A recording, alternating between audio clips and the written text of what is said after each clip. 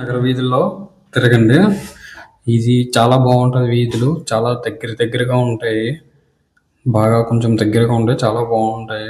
ఇదే మలాయో కాశీలో బాగా ఫేమస్ అయిన స్వీట్ అనమాట. పైనేమో పాలతో తయారు చేసింది, కింద బాదం పాలు ఉంటాయి అన్నమాట.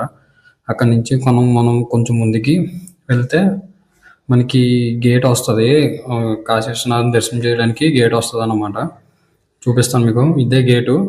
ఈ గేట్ నుంచి అక్కడి నుంచి లోపలికి వెళ్ళొచ్చు గేట్ దగ్గరికి. అలా ముందుకు వస్తే ఘాటుకు వచ్చేస్తాము. ఇవే ఘాట్లు మొత్తం తిరిగి ఎక్స్పీరియన్స్ చేయండి. ఈవినింగ్ టైం బెస్ట్ ఎక్స్పీరియన్స్ అనమాట. అలా గంగా నదిలో నించొని గంగా నది ఒకవైపు, కాశీనగరం ఒకవైపు చూస్తుంటే మంచి వ్యూని ఎంజాయ్ చేయొచ్చు అనమాట. బాగా ఫేమస్ వైరల్ అవుతున్న ఇది ఒక శివాలయం టెంపుల్. ఇది గంగా నది ఒడ్డున ఉంటుంది. మంచి వైరల్ అయింది. ఇది హరిశ్చంద్ర ఘాట్ అనమాట. ఈ ఘాట్కి ప్రత్యేకంగా ఒక స్టోరీ అంటూ ఉంటుంది అనమాట. ఇక్కడ కూడా మణికర్ణిక ఘాట్ లాగా శవాలు కాలుస్తారు ఇక్కడ. కాకపోతే మణికర్ణిక ఘాట్ కంటే కొంచెం తక్కువగా శవాలని కాలుస్తూ ఉంటారు అనమాట. సో ఇది మొత్తం హరిశ్చంద్ర ఘాట్ దగ్గర ఉంటుంది ఇదంతా. ఆ ఘాట్ నుంచి కొంచెం ముందుకు వచ్చేస్తే మనం దైవం దర్శనం చేసుకోవడానికి కాశీ విశ్వనాథుని. ఇది ఎంట్రన్స్ గేట్ నెంబర్ 4 అనమాట. ఇక్కడ నుంచి లోపలికి వెళ్ళాలి. అలా మెట్లెక్కి లోపలికి వెళ్తే మనకి లోపల వ్యూ కనిపిస్తుంది. చూపిస్తున్నాను.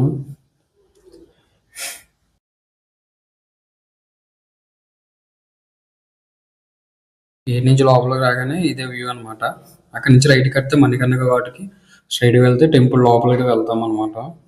కొంచెం అలా ఫ్రంట్గా వెళ్ళాలి. ఫ్రంట్కి వెళ్తే మనకి ఇక్కడ స్కామ్ జరుగుతుంది. లాకర్ స్కామ్, జాగ్రత్తగా ఉండాలి.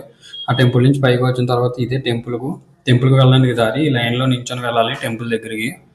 మినిమం ఒక 2-3 అవర్స్ పడుతుంది. ఫ్రీగా బేగానే దర్శనం అయితే బేగానే అవుతుంది.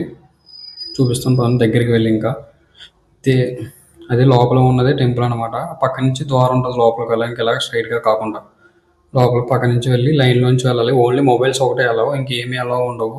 మొబైల్స్ కాగా లాకర్ ప్రత్యేకంగా లోపల లాకర్ ఇస్తాడు మనకి ప్రత్యేకంగా. ఓన్లీ మొబైల్స్ ఒకటి మాత్రమే పట్టుకోనాలండి. బయట ఉంటాయి, లోపల ఉంటాయి. ఇది లోపల వ్యూ అనమాట. దర్శనం చేసుకొచ్చిన తర్వాత లాకర్స్ పెట్టుకొని బయటకు వచ్చిన తర్వాత పైకి చూడడానికి అనమాట.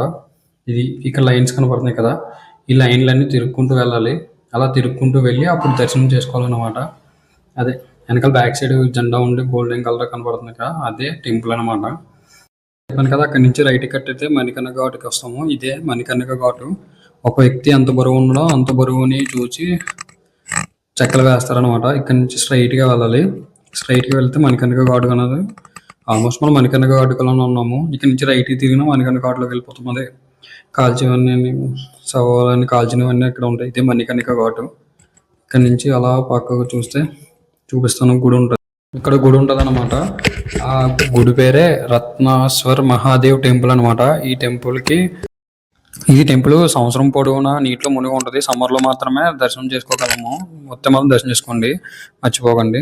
ఇక్కడ నుంచి మనం రైట్కి వెళ్తే దాన సంస్కారాలు చేసే చోటుకు వెళ్తాము. మొత్తం చూడొచ్చు. చూపిస్తాను పదండి.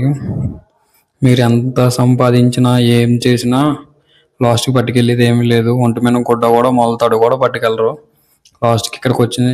ఇక్కడ చూడండి, చూపిస్తాను మొత్తం. ఇన్ని మామూలుగా కాదు. మినిమం నేను ఇంకా కొన్ని పక్కన కన్స్ట్రక్షన్ అవుతుంది. కొద్ది సైడ్ ఏమో మామూలుగా కొంచెం మందిని దాన సంస్కారం చేస్తున్నారు. మొత్తం తక్కువగా లేరు, చాలా మంది ఉన్నారన్నమాట. ఇంకో మొత్తం చూపిస్తాను చూడండి. అలాగా ఫస్ట్ అక్కడ గంగా నదిలోకి తీసుకెళ్ళి గంగా నదిలోంచి ముచ్చి గంగా నది దగ్గర చేసి అప్పుడు ఇక్కడికి తీసుకొస్తున్నారు. చూడండి, అది చూపిస్తాను మీకు. అలా చివరికి గంగా నది దాకా తీసుకెళ్తున్నారు అనమాట. ఇక్కడ నుంచి తీసుకొచ్చి ఇక్కడ చూపిస్తున్నారు. ఇదే కాక మేడపైన కూడా కాలుస్తున్నారు దాన సంస్కారాలు. కొంచెం మీదకి వచ్చిన మీదన కూడా కాలుస్తున్నారు అనమాట.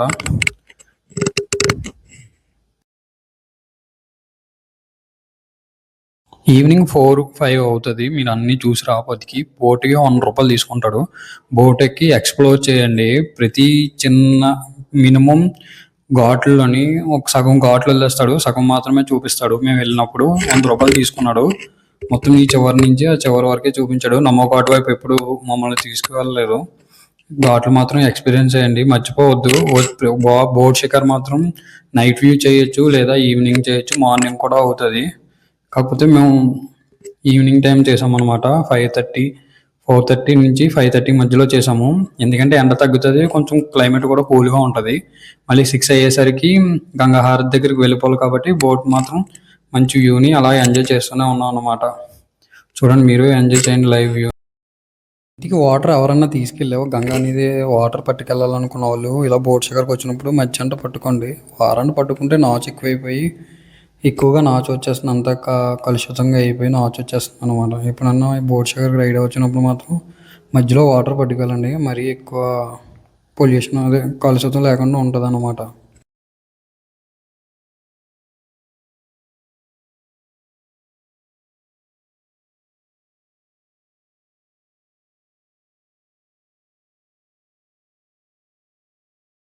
షికారు అయిపోయిన వెంటనే మీరు 6 ఆ టయానికల్లా గంగా హారతి దగ్గరికి ప్రెజెంట్ అవ్వండి.